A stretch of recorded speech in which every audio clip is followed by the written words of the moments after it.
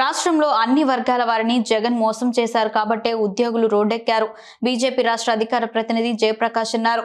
TDP నిధులను భూమన కరుణాకర్ రెడ్డి దారి మళ్లిస్తున్నారని, TDP ఉద్యోగుల ఇళ్ల పట్టాలపై వెంకటేశ్వర స్వామితో సమానంగా జగన్ ఫోటో వేశారని, జగన్ ఒక హిందూ ద్రోహి, హిందూ ధర్మం నాశనం చేస్తున్నారని అన్నారు. ముఖ్యమంత్రి హోదాలో కనీస ధర్మం కూడా పాటించడం లేదు. సీఎంకు ధైర్యం ఉంటే క్రైస్తవ మిషనరీ నిధులు ₹1 అయినా రాష్ట్ర అభివృద్ధికి కేటాయించగలరా అని అడుగుతున్నాం. రాబోయే ఎన్నికల తర్వాత దేశంలో రామరాజ్యం రాబోతుందని, అప్పుడు జగన్ను ఎక్కడ పెట్టాలో అక్కడ పెడతాం. వైసీపీ ప్రభుత్వం ల్యాండ్, శాండ్, మద్యం కుంభకోణాల్లో కూరుకుపోయింది. ముఖ్యమంత్రి చెప్పే పథకాలు నమ్మితే ప్రజలను అమ్మేస్తారు. రానున్న ఎన్నికల్లో ప్రజలు ఆలోచించాలి. ఈ దుర్మార్గపు ప్రభుత్వానికి చర్మగీతం పాడాలని కోరుతున్నామన్నారు. మనం చూసినట్లయితే ఇవాళ ఆంధ్ర రాష్ట్రంలో అంగన్వాడీ కార్యకర్తల దగ్గర నుంచి మొదలు పెడితే, కార్మికుల దగ్గర నుంచి మొదలు పెడితే ఆశా వర్కర్సు, అదేవిధంగా సమగ్ర శిక్ష అభియాన్కి సంబంధించినటువంటి వర్కర్లు, పారిశుద్ధ్య కార్మికులు, రైతులు, అదేవిధంగా ఉద్యోగస్తులు అందరూ కూడా ధర్నాల కోసం రోడ్ల మీదకి వచ్చేటటువంటి దుస్థితి తీసుకొచ్చినటువంటి ముఖ్యమంత్రి.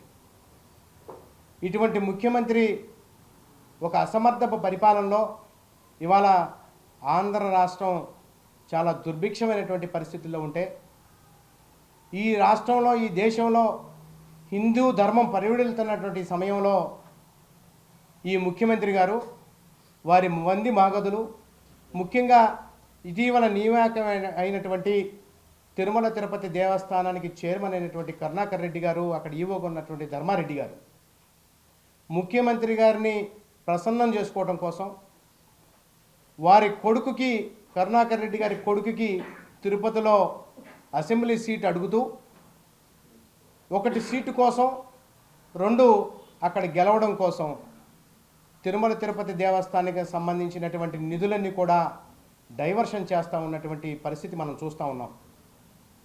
అదేవిధంగా నిన్నగాక మొన్న చూసాం, తిరుమల తిరుపతి దేవస్థానానికి సంబంధించినటువంటి ఉద్యోగస్తులు ఎవరైతే ఉన్నారో వారికి ఇళ్ల స్థలాలని పంపిణీ చేస్తామని చెబుతూ, సాక్షాత్తు ఏడుకొండలవాడు మనందరికీ కూడా ఆరాధ్య దైవం, సుప్రీం అయినటువంటి ఏడుకొండల తిరుమలేశ్వరుడికి సంబంధించినటువంటి పట్టాల మీద, వారు ఇచ్చేటటువంటి డాక్యుమెంట్స్ మీద ఈ కక్కుర్తి ముఖ్యమంత్రి దాని మీద కూడా వెంకటేశ్వర స్వామికితో సమానంగా తన ఫోటో కూడా వేయించుకున్నాడు. అంటే ఈ ముఖ్యమంత్రి యొక్క ఆలోచన, అహంభావం, అహంకారం ఏ స్థాయికి చేరిందో ఈ రాష్ట్ర ప్రజలందరూ కూడా గమనించాలి. హిందూ ద్రోహిగా ఉన్నటువంటి ఈ ముఖ్యమంత్రి